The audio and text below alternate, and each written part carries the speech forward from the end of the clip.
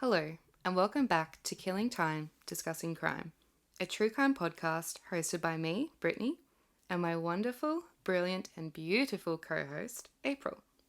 Today, we are bringing you part one of the multi-part case of Anthony Templet. We hope you enjoy.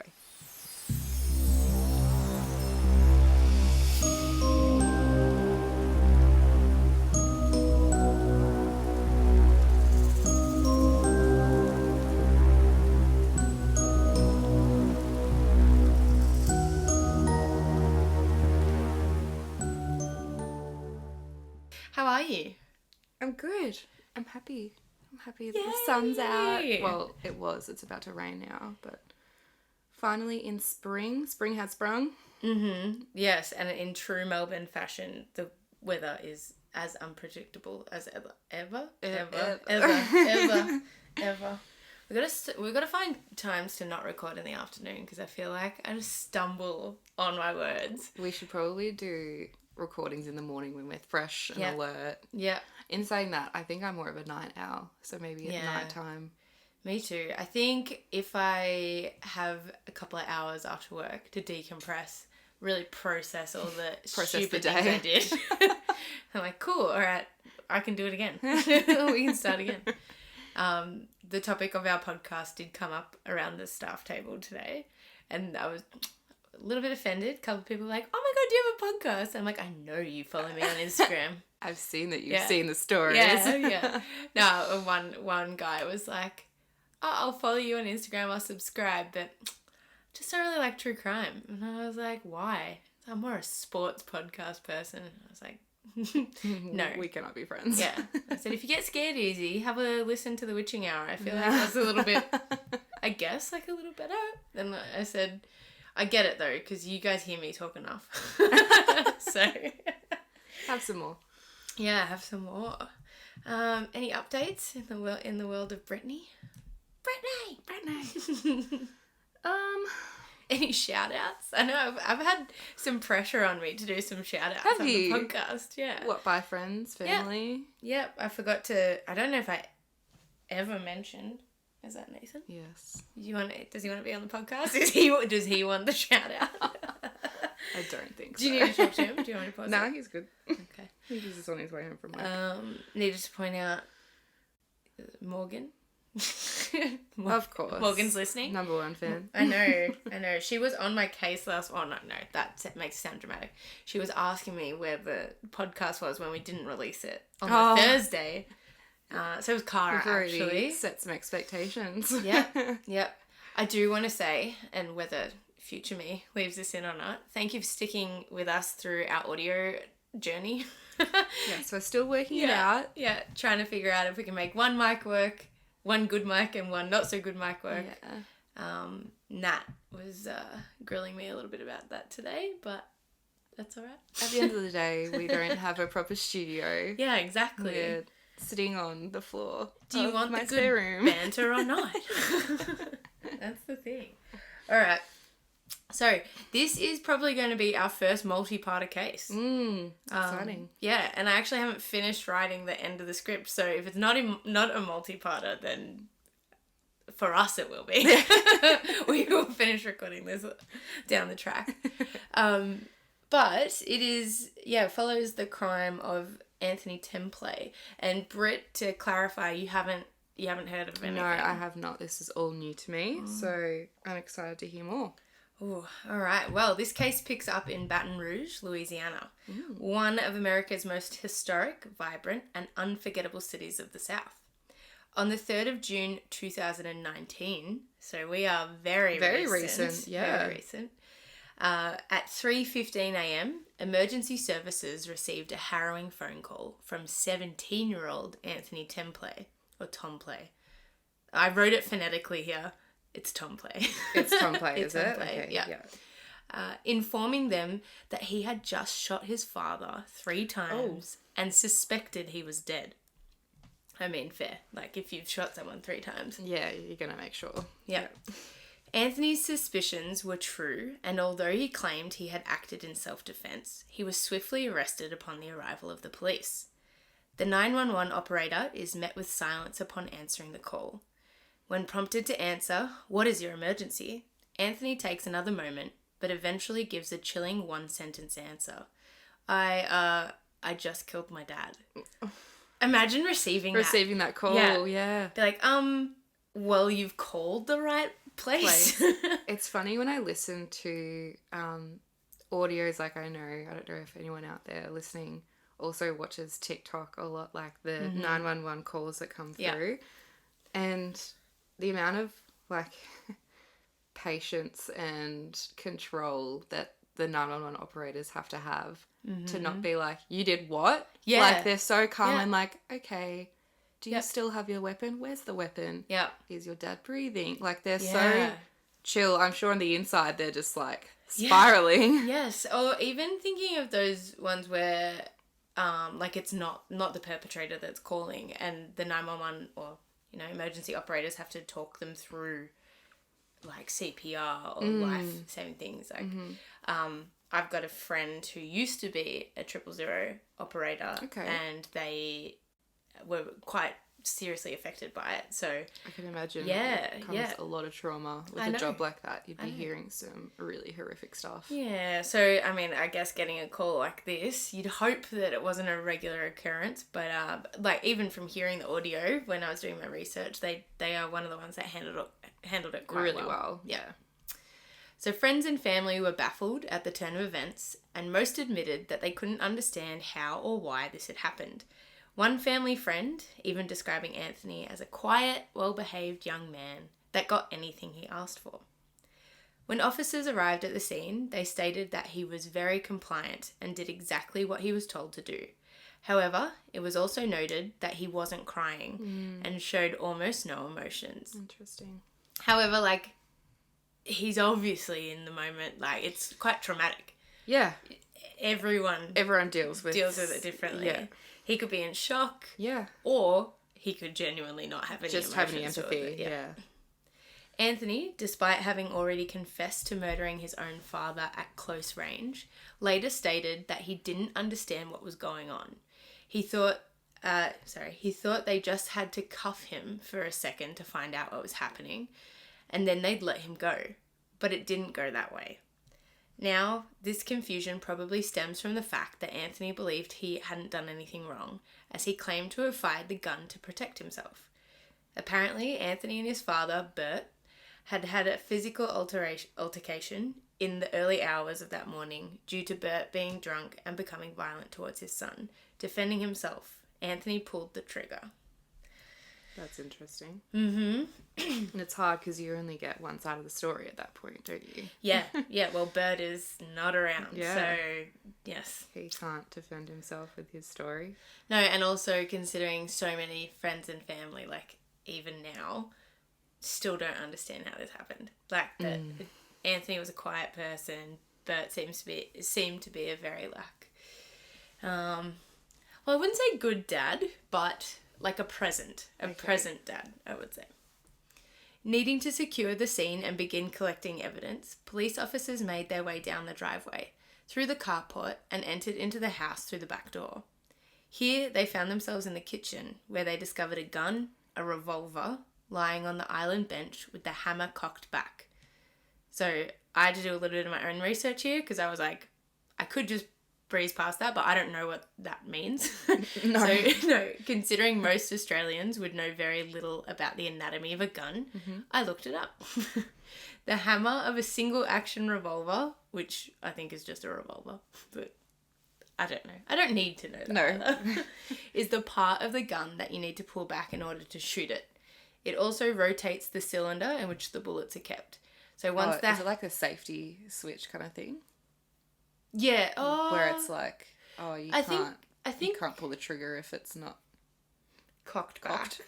Well, I think the safety means you can't move something on the gun, and I guess you could still pull the trigger if the hammer had been cocked previously and now is back in place. But like to shoot more than one bullet, you have to pull it back multiple times. Yeah. So I guess it is like a 2-step process to shoot. Yeah. When it should be, but so once the hammer is cocked, the gun only has a single action left to perform, to shoot the bullet, which is done by pulling the trigger that releases the hammer. So in short, this gun was ready to fire a bullet at any given moment. That's creepy. So it was ready there. Ready to go again. Ready to go. Yeah. Americans and guns. Like, I don't know the reach that this podcast has. Also, it was number 112 in the Netherlands. Really? On podcasts, yeah, on Apple Podcasts. I got an email the other day and I was like, what? That is big news. I know. I wonder how many podcasts the Netherlands have. I hear millions. Yeah. That's what I hear on the grapevine. Millions. Millions. To get into the top 100. Yeah, I hear it's really rare, actually. We're getting a lot of money for Surely we should be getting an award in the mail soon. What was I saying? Oh yeah, so the reach. I'm if any Americans are listening, I'm sorry if I offend you and your gun rights, but when I went to spend Christmas with my American host family and we're sitting around in the lounge room and all the cousins are there and they got stereotypical sorority girl. Okay. Exactly what you would picture. Yeah. Her dad was from down south and he'd moved to San Diego and she's like, yeah, it's hot pink. Oh my gosh. Of course. Right? So wild. Americans are wild. It's just a different world. Yeah. They couldn't believe we hadn't held a gun. Yeah. And I was just like, no, don't really have an intention to either. But I remember when Nathan and we travelled around America for, I think it was about 3 months a few years ago, pre-COVID. And just, I guess they're so open about it. Even, going through the airports and you've got the security standing there with these rifle guns. And it's so intimidating. And I remember walking at night, I think we were in, where were we? Santa Monica or something like that. And we were walking down some back streets at night. And I was so on edge. Mm-hmm. It just felt dodgy and a car backfired. And I thought it was a gun. Oh, and I essentially jumped into Nathan's arms and he's like, you need to calm down. I was like, I cannot. Just the fear of knowing that anyone can carry, really. Yeah. I just don't know if I could live there. No. Being on edge like that all the time. Well, this dad that had gotten his daughter the hot pink gun, he had a license to carry at all times despite not being in a profession or whatever that needed one, because a year or two before that he'd fallen out of his truck and knocked his head and then was claiming disability and he was licensed to carry for self-protection. I literally felt like I was in a movie. It sounds like it. It was nuts. Yeah. But, easy access to revolvers and that. Mm-hmm. If you're acting in self-defense in Australia, you're not necessarily going to be having a gun at your disposal. No, definitely not. No. Not knowing if anyone else was hiding in the house, the police officers proceeded with caution as they made their way through to the master bedroom. Upon entering, the officers located a second firearm on the bed. Wow. Mm-hmm. This one, too, had the hammer pulled back, ready to shoot. Gosh. Yeah. Different from the first revolver, however, this one was lying next to an iPhone. Scanning the crime scene, officers located Burt's body, half in the hallway and half in the bathroom. Crime scene photos show the startling amount of blood that is pooled around the body, throughout the hallway and splattered across the walls, cabinets and countertops. Oh. Mm-hmm. As they move close to the victim, officers are shocked to see that the man is still breathing. Oh. Mm-hmm. It is shallow. Yeah. It is shallow, but there's no doubt that the man is still alive. Paramedics arrive and move Burt's body out of the bathroom and begin the process of safely loading him into the ambulance. By 6:04 a.m, so about 3 hours later, Burt has been transported to the hospital and Anthony is being asked to take a seat in an interrogation room. When questioned about this experience, Anthony stated that he didn't know how the system worked and he just figured, well, okay, I'm just going to have to spend a couple of days in jail. Right? That's such a warped idea. Yeah, warped. Another possibility is extremely sheltered as well, not understanding how the world works. For certain reasons. Yeah, true. Yeah, yeah. So, for me, when I was looking at it at this point, I'm like, God, there's so many factors that it could go either way. Mm-hmm. Like, it could be self-defense, because if they found him and he was still breathing, he obviously wasn't shooting to kill. But then the crime scene is so brutal. Yeah, seems like he had the outcome of wanting his father to, Yeah. Yep. So, maybe you're acting in that moment, but it seems like there may have been forethought to what the outcome probably was going to be. But then have the two guns. Yeah, two guns. Yeah. And they're both cocked ready to shoot again. Yeah. And the significance of having the iPhone next to I'll explain it later, but Anthony was in the master bedroom with the gun and had closed the door, and his dad was on the other side of the door. He had a phone. So it's also like you weren't in there with no means to call for help. Yeah. So that's kind of why they make note of that. Okay, that's interesting. Yeah, so why didn't you call the police at that point? Yeah. Mm-hmm. Detective Sergeant Greg Brown of the East Baton Rouge Sheriff's Office recounts that when Anthony arrived at the Violent Crimes Unit, he was really calm. He was quiet. When Brown asked Anthony if he felt like talking to him about what happened, the teenager just said yes. Anthony begins by sharing details about the off-and-on relationship he has with his father. According to him, the pair often had trouble getting along and admitted that he didn't really like his father. This was because Burt apparently would hold things over Anthony's head and constantly called him names like dickhead or asshole. That's not very fatherly. No, it's also probably... our Witching Hour episode had, I think, 2 swear words in it, the SH word. But this is probably the biggest bad words. Bad words. No words. Bad words with bad people. Anthony's frustration towards his father's treatment of him is evident almost immediately during the interrogation. But Detective Brown states that none of these reasons would supersede the homicide of Burt. So, yep, pretty valid that you've got a tumultuous or bad relationship with your dad, but it doesn't warrant his attempted murder. Yeah. Fidgeting with his hair constantly and seemingly avoiding the eye contact of the detective, Anthony reiterates the events of the previous night. All was well until Anthony woke up in the middle of the night and caught Burt going through his phone. When he demanded his dad tell him what the hell he thought he was doing, a big argument broke out in which Burt furiously accused Anthony of making contact with his stepmother, Susan, Burt's wife. The two had been separated for the past 6 months, and Burt was furious that his son was keeping secrets from him. As Burt kept yelling at Anthony, despite not finding any indication that he had been keeping in contact with Susan behind his father's back, things spiraled from verbal to physical, and he began trying to grab and punch his son. Anthony managed to push past his father as he was reportedly drunk and not the steadiest on his feet. He ran out of his own room and into his father's, locking the door behind him. That's when Burt started to use all his strength and force in an attempt to break down the door. Understandably, Anthony reported being terrified and just didn't want to get hurt. This is when he had the idea to grab the 2 guns in order to defend himself. Thoughts? Oh, this just makes me come back to the phone then. Yeah.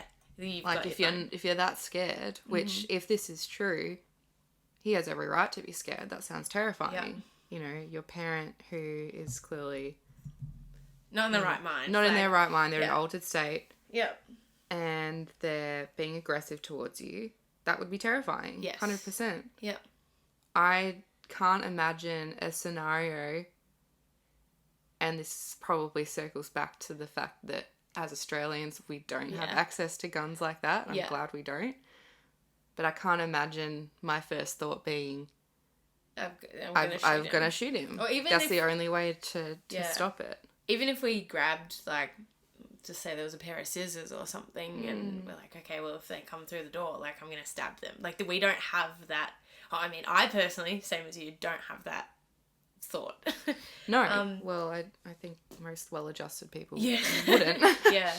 The only other thing that I could possibly think, if we're trying to see which way this could go, the crux of the argument was to do with the phone.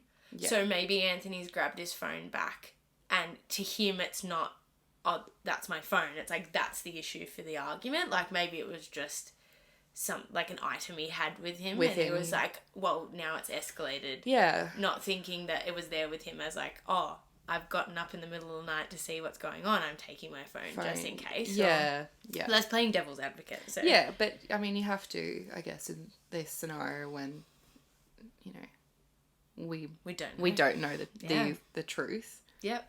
And especially, you know, iPhones for especially teenagers, it's like their whole world in their life. And if you're seeing a parent going through it, like, I'm sure that could be very triggering. Yeah. Because who knows what they're hiding. Exactly.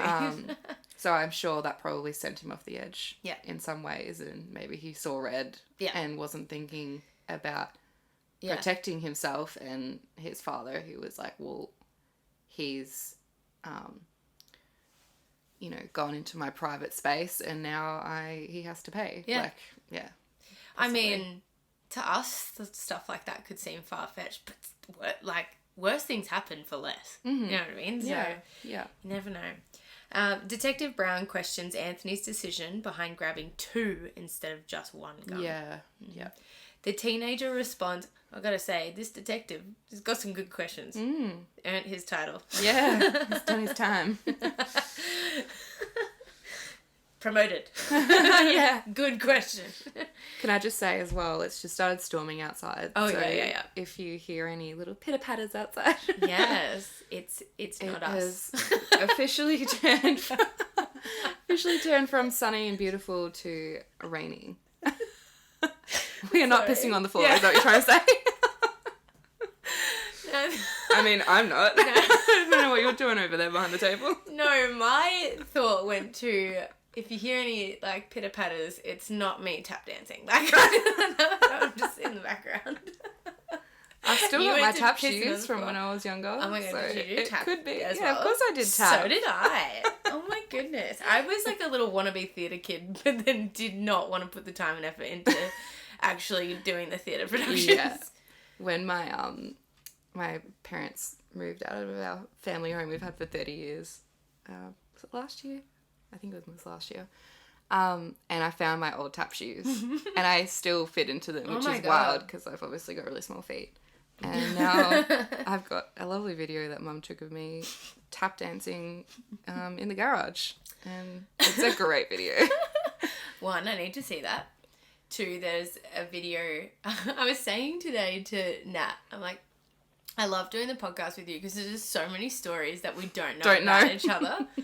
But there's a video from me from a couple of New Year's Eves ago, and I have, do you remember those like big foam whole cans? Yes. And you smack them together. Yeah, and they go like, whatever, I'm not gonna do the whatever sound. it said. Yeah.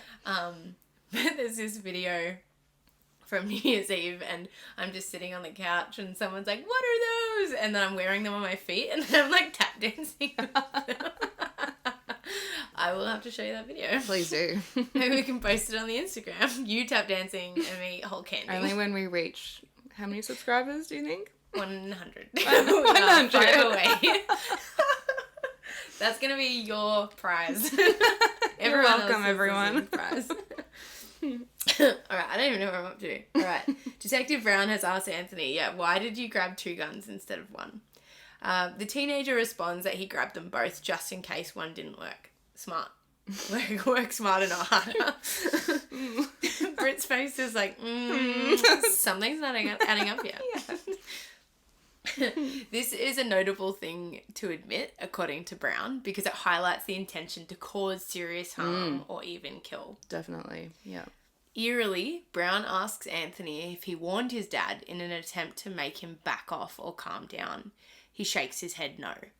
When asked if he said, hey dad, I have a gun, I'm going to shoot, he also simply says no. Apparently all that was mentioned out loud about the guns before Anthony pulled the trigger was an accusation from Burt himself saying, and excuse me, but I'm going to swear, but it's a quote. Are you okay with that? No. Block your ears, Britt. I'm going to block my ears. If you need I encourage you at home to do as well. But this is what Burt said, not me. Oh, what? are you going to shoot me, motherfucker? Like, you're talking to your son. That's wild. Yeah. And also, but, like, if nothing else was mentioned, how does he know? Or maybe he's just presuming because he's like, you're in my bedroom, you know the guns are in there. Or it could, like, hear him, like, yeah, okay. cocking the gun. Yeah. Mm-hmm. But that is interesting, though. Yeah. That if he wasn't to hear anything or didn't assume, why would he first go to, yeah, he's got my guns? Yeah. I don't know. This was the worst Anthony had ever seen his father, and in his mind, he couldn't see any other way that this escalating situation was going to be resolved. He desperately believed that his young life was in danger. It was going to be his life or his father's. As Anthony recounts the events, his affect is flat, and he still seems quite emotionless. But Burt was still trying tirelessly to break down the door to get to his son. At one point, he slammed himself so hard into it that it cracked down the middle. However, the blunt force had stunned Burt, and Anthony recalls hearing a big grunt and that his father stopped banging on the door. So he's obviously hitting with such force that now it's physiologically hurt himself. And I'm assuming, like, when they did check out the door, it was actually cracked. Like, he's not just saying that. Nah, there's the actual photos from the crime scene. Like, I think from memory, like, there's crack down the middle, and you can tell on the hinges or on the side, there's been so much force to it. Yeah, okay. This was his chance. Anthony unlocked and opened the door and proceeded to fire the gun at his father. Another thing, like, he's chosen to now shoot his dad at a moment where he's, like, stunned.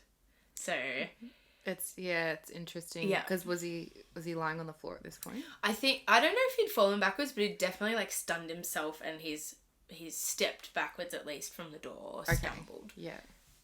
Yeah, which you'd think at that point, I'm sure his aggression levels would have really reduced if he was in a bit of a state of shock or stunned. Like, I genuinely think from the way they describe it that he's stunned at this point. And, like, he's drunk, he's angry, he's, like, only like, trying to be physical at this point. Like, he's not thinking straight, so I don't know if he would have had the wherewithal to realise how hard he was actually throwing himself at the door. Yeah. Despite claiming that he believed he saw no other way out of this, Detective Brown points out that there was a phone in the room with Anthony and that he did, in fact, have other avenues he could have used to escape. It was obvious to him that the teenager simply wanted to end everything. He wasn't going to put up with this abuse any longer. Although not necessarily remorseful, Anthony did admit that he felt terrible about what happened. However, he deeply believed that he had no other choice but to kill his father when he opened the door. Okay. Yeah. Further analysis of the crime scene showed that the house was very tidy, clean, and didn't even have a dirty dish resting in the sink. Furthermore, there wasn't a scratch or bruise on Anthony at the time he was taken in for questioning. Not really the scene you'd expect post a physical altercation between two physically large males. They're big. Like, they're, Burt is big, maybe like a little bit overweight, but he's not fat by any means. Okay. And Anthony at 17, like, when he's being interviewed a couple of years later, he's put on a little bit of weight, but again, not fat. But he's a tall kid, by no means weak, like, at all, either of them. This gave officers enough probable cause to officially arrest the 17-year-old and book him for attempted manslaughter. So, Susan Templet, Anthony's stepmom and Burt's estranged wife, was woken up by a phone call later that morning, informing her that her husband was currently in trauma neurocritical care at Our Lady of the Lake Hospital. When she arrived, she was shocked to see him in that state, kept breathing only by a ventilator. How horrible. Yeah. For the next 4 days, Susan didn't leave Burt's side as he fought to stay alive. However, on the 6th of June, she made the heartbreaking decision to turn his ventilator off. Officially, Anthony Templet had killed his father. Wow. That's horrible. Yeah. And also, you're estranged. Like, they've been estranged for 6 months and you're still next of kin, like, having to make those decisions. Yeah, what a horrible situation to be in. Yeah. So confusing. And Traumatizing. Yep. Burt's autopsy confirmed that the fatal blow came from the bullet that Anthony had delivered into Burt's head. Like, fair. You got shot in the head. Yeah. The fact that he lived for 4 days afterwards is... Yeah. Because a lot of people don't really come back from that, unfortunately. Yeah. The pathology report ruled his death a homicide, and swiftly, Detective Brown upgraded Anthony's charges to manslaughter, so not just attempted manslaughter. Mm-hmm. Louisiana. It's a pretty name. Yeah. Louisiana. Mm-hmm. Media went wild for the story, and quickly this was headline news.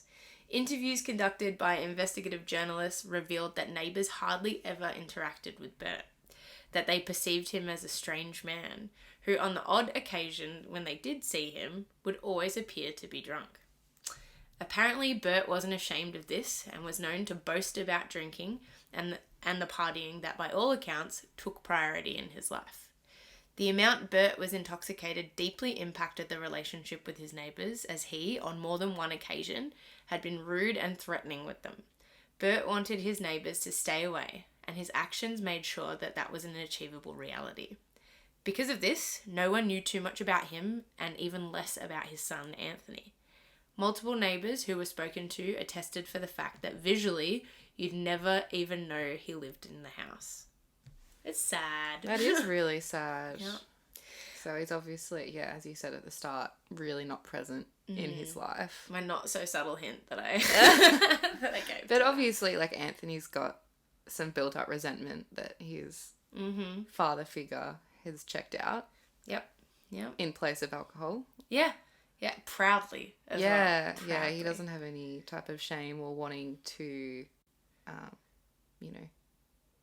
what am I trying to say? Good father? Well, but also, like, acknowledge he has a problem and want to work on it, Yeah, almost proud of it. Yeah.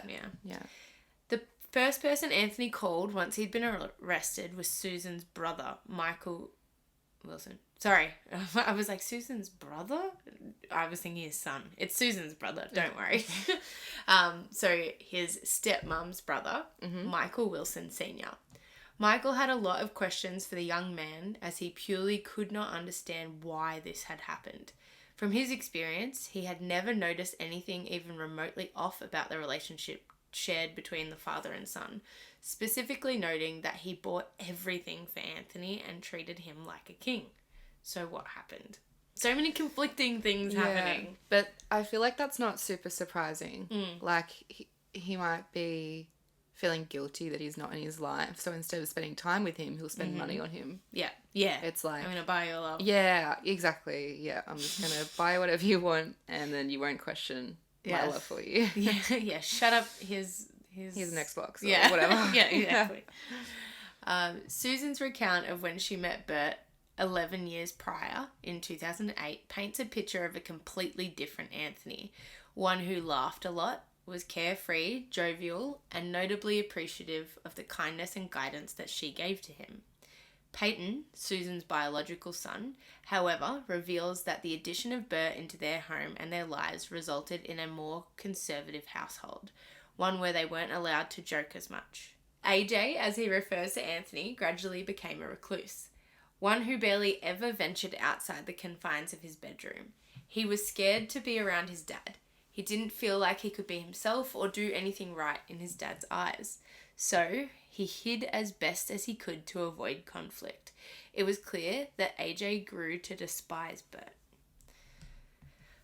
Susan eventually confided in her brother, mentioning how afraid she had become of her stepson. She admitted to him that she didn't know if he was going to shoot Burt or shoot her. As he grew quieter, she grew more and more terrified about what he might be capable of. Quoting Susan, "Anthony has no emotion. You can never tell whether he is angry or happy. You can never tell anything. It's just flatline." That's really scary. Yeah, but it's scary and sad because he obviously wasn't always like that, and it's happened over time. Yeah, due to his environment. Yeah. And what's going on, for him socially. Anthony's ability to feel empathy is called into question. Rightfully so, as during his interrogation, not a tear is shed. When recounting how many times he shot bullets at his father and contemplating how many actually hit him, Anthony shows no more emotion than would be present if he had been asked to recall the items of food that were currently in his fridge, with a cold and flat affect. Oh, affect. Affect. Anthony's response to this lack of emotion? Well, apparently the physical and emotional abuse he suffered at the hands of his father shaped him into someone who stopped caring about feelings, and that he now pretended to have no feelings. Yeah. And that when bad things like this occurred, he would just carry on like, quote, it never even happened. However, this closed-off approach was exclusively reserved for his feelings towards Burt. So, able to compartmentalize, though. Yeah. I mean, it makes you think, like, what's the term? I think I might have spoken about it before, the callous unemotional traits. Yeah. Which usually impacts empathy, sympathy, just emotional regulation in general.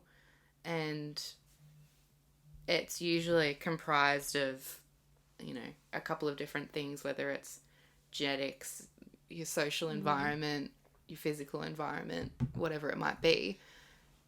It'd be interesting to know what he was like as a child as well, like whether his environment has really shaped him into this, and whether his amygdala is not firing the way it should be, because obviously that is your fear response and your emotions, your empathy center. So it'd be interesting to see because he's obviously done a lot of changing in his emotions over that time. What his baseline was. Unlike some of the other cases we've covered, we do actually get to dive a little further into Anthony's upbringing. So that's what I want to hear. You are going to love this case. As the interrogation continues, detectives pick up on a few peculiar details that begin to emerge. Anthony is asked his birth date. He gives an answer, but he doesn't really remember if that's correct or not. He is asked what his current address is. Again, he doesn't feel 100% confident that he's provided the right answer. Jarrett Ambo, Anthony's defense attorney, met with Anthony for the first time with the intention of finding out exactly what was going on inside that house for him and whether or not he had actually acted in self-defense that night. During the same period of time, investigators were also asking questions of their own to Burt's friends and other family members. Burt was not afraid to boast about making a lot of money, and friends noted that he always had nice things.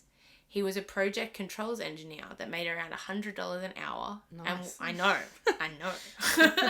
I would love that. I'm going to note that down for my next career. Yep. And he was an excellent provider for his family, ensuring they had new cars, a beautiful home, a swimming pool, and frequently went on trips together. Friends who frequented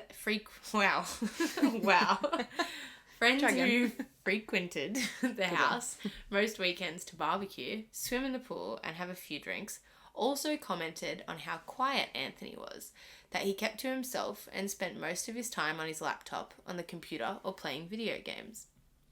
Although withdrawn, again, it was noted that he was still polite and extremely well behaved. None of them could fathom that this could happen, especially at the hands of him. Obviously, whatever was going on behind closed doors was not easily recognizable from the outside looking in. Anthony's supervisor, Alina Fennell, worked with him at Clegg's nursery. So, yeah, Anthony's first job was at a nursery. Okay. Like a plant nursery. Not a child nursery. No. And considered herself to be a maternal figure in the teenager's life. Her boss, Scott, and the person responsible for hiring him lived in the same subdivision as Burt and Anthony, and was the one who called her and informed her of the shooting. She was baffled by the way that the story was being conveyed in the media, implying that this was a random shooting where a privileged white boy had just decided to kill his dad. However, according to herself and Scott, this was not the case, and they both believed Anthony's story needed to be told. When Burt approached Scott and begged him to give his son a job, Scott suggested that the three of them go out to dinner so he could get a feel for who Anthony was and whether or not it would be the right decision to hire him. As he was trying to get to know him, Scott grew increasingly frustrated at Burt answering every question that had been intended for Anthony. It was clear to him how controlling Burt was of his son, even from the short time spent with them over a meal. Well, no wonder he doesn't know his address and his birthday and what's going on. Because Yeah. if his dad's talking for him at every given point. Yeah, he doesn't have a chance to, consolidate No. any of that. Scott decided to give Anthony a chance, and he hired him. When he began his work at Clegg's, Eleanor noted how odd it was that he didn't know a lot of things that anyone else would just know. For example, who Tom Cruise or Tom Hanks were, or even something as simple as what a high five was. To be fair though, my students did not know, 2 weeks ago, who Justin Timberlake was when I showed them a photo. Right? Ouch. Right? I was like, what band? An icon. Yeah. Noodle hair? Yeah. Come on, guys. Demon on Demon? Yeah. Oh, I did not say that right. Denim. Devon? Devon? Devon and Devon. Have you watched Big Mouth? Yes. The two Devons. Yes. Don't know how we segued there, but anyway, I've got nothing else to say about that. This, as well as other observations she made over the years working with him, made her believe that he had been seriously neglected. He confided in her that he never spent any of the holidays with his extended family, and that he wasn't even sure if he had any grandparents, where his biological mum was, or even what her name was. Oh, that's sad. Beyond this, Anthony was homeschooled. Not anything to raise concern, as a lot of kids are homeschooled, but he could never quite articulate to Eleanor what classes he was in or what grade. The control Burt had imposed on Anthony was concerning. He installed security cameras all around the house, specifically to keep tabs on when his son left and arrived back at the house. Okay. Healthy parenting. Yeah. You It's could so try odd. being present. Because he's... Yeah. Yeah. It's like I won't actually physically be in your life. Yeah. But I will watch from afar. Yeah. Yeah, I'm going to go party and drink with my friends, but you need to I'll get watch home. you on my little Yeah. baby monitor. Yeah. He also installed a GPS tracker into his phone and even would call Scott when he'd noticed that Anthony hadn't moved in 30 minutes and would demand to know what was going on. The reality would always be something along the lines of Anthony was simply doing his job, standing there fertilizing a set group of pots in the one location. So he's keeping tabs on his son while he's at work, being like, he hasn't moved. What's he doing? Has he just put his phone down and he's walked away from it? Yeah. All right. Also, Bert, don't you have anything better to do? Better to do, I know, than be a helicopter parent. You get paid $100 an hour for this. Yeah. Yeah. Come on. As Eleanor's concerns grew deeper, she decided to do a little more digging and read a little more closely into Anthony's initial job application. On it, the school that had been listed under education wasn't a school at all. Instead, a standardized testing website where you could order the materials from. Yeah. Okay. Anthony had never actually been homeschooled by his father. Oh.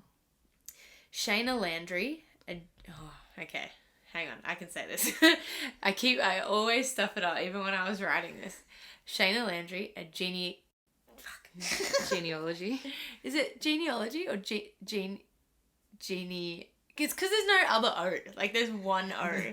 That's what I can't even say it. I'm just gonna say genealogy. Is that the word? I think so. Genealogy. I didn't know there was an A in there. Am I Genealogy. thinking is that two different I don't know. things? As a professional who studies family ancestry. Yeah. I've always said genealogy. Genealogy. Yeah. Okay. Learning. Come Damn to it. kill time with us and learn with us. We're learning. Last week we did measurement. This week we're doing, I don't know, phonetic spelling. You're an English teacher, come on. Don't say that. Whenever I spell something wrong and the boys are like, you're an English teacher. I'm like, I don't know all the words. There's so many words. Yeah, there's just so many, guys. Life is just really hard sometimes. Shayna Landry. Oh, no.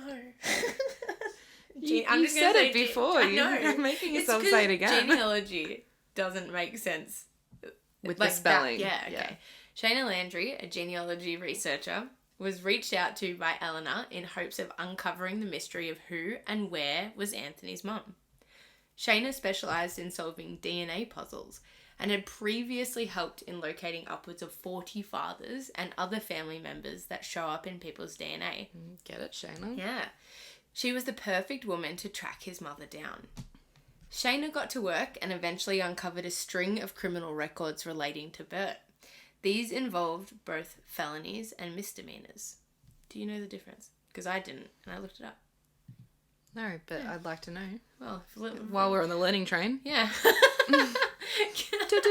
Sorry, that was really cringy. You're here for a laugh and a learn, right?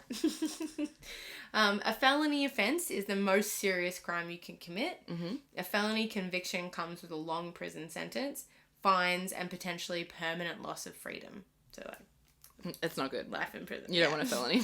Yeah, no, you don't want a felony. A misdemeanor conviction usually involves some jail time, smaller fines, and temporary punishment. So, like, I don't know, trespassing. Yeah, okay. Or like petty theft or something. Yeah. These, yeah, okay, I already said that. However, every single one of... Sorry. Is it because I just went, these? It's alright. We can't laugh at ourselves. We can. A lot of people. A lot of people. Don't laugh at Mostly me. people in the Netherlands, apparently. I don't know why immediately that I thought they would be like, ho, ho, ho. Don't offend our main group, please. Please keep listening. Alright. I'd really like to go to the Netherlands, just by the way. How many countries are in the Netherlands? Uh, Geography. Along with maths, the next thing I'm worse at is geography. So we're not doing that right now. Please. No. Tune in next week and we'll have the answer. It's a Thursday afternoon. We're going crazy. However, every single one of these crimes was an assault charge. One charge that stood out to her the most was an assault with bodily injury to a family member. That occurred the year Anthony was born. However, who the victim was not yet clear. Knowing Anthony was born in Texas, Shayna desperately searched for any connections. Eventually, she stumbled across a female who had been associated, and by associated, like in the States, it means that you've just lived at the same house. Like, you've received mail at the same house. So not, like, associated in terms of, like, a relationship or anything. Oh, okay. Yeah. Or a relationship. Like, could be anything. But legally, it's just, like, you've both shared an address at the same time where you've got mail coming to your house. Yeah. You've got mail. I was about to say that. This woman's name... Oh, my...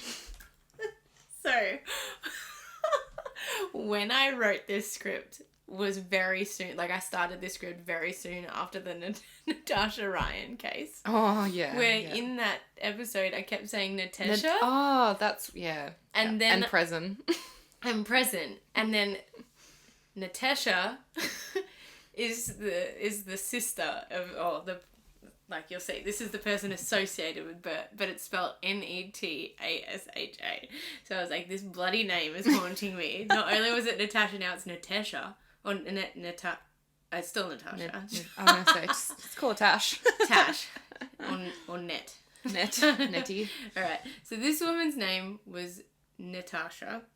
Oh, it's not even Natasha. The A is still there. The A is still there, yeah. Right. Natasha turned out to be Anthony's sister. So, Burt lived at this house with this girl, Natasha. Turns out to be Anthony's sister. Oh, he has no idea he has a sister. But Burt Yeah. knew that it was his child, right? It's not Burt's child.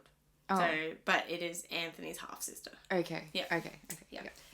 Without hesitation, Shayna sent her a message asking if she had a brother.